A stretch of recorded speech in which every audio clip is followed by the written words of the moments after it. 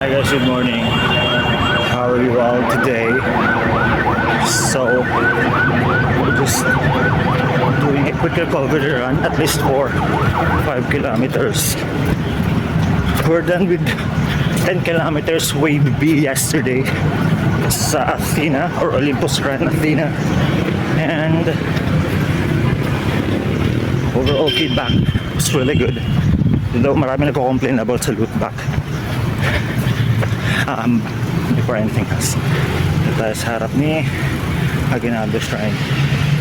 Yes, marami dun sa dami kasi mong barracks dun sa may mismong jogging area, sir.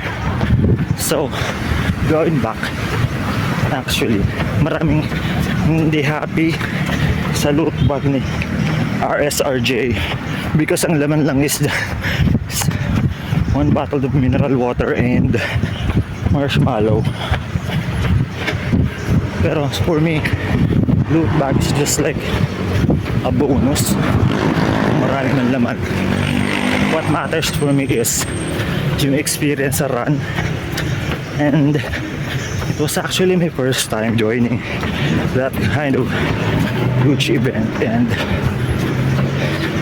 so far for me, I am very satisfied. Yeah. So, wala akong smartwatch. I'm not sure kung nakakailang kilometers na ako. But, yeah. Okay, see you later. Hi guys, that's it. So we're done with our morning recovery run for today. And we're able to achieve 5.14 kilometers. Again, I don't mind with my pacing for now.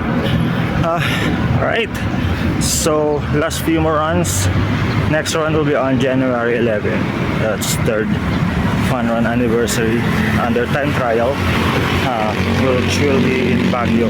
Oh, pila naman tayo sa Baguio. So, and then right after then, February 1, which will be on 7-11. So, see you guys.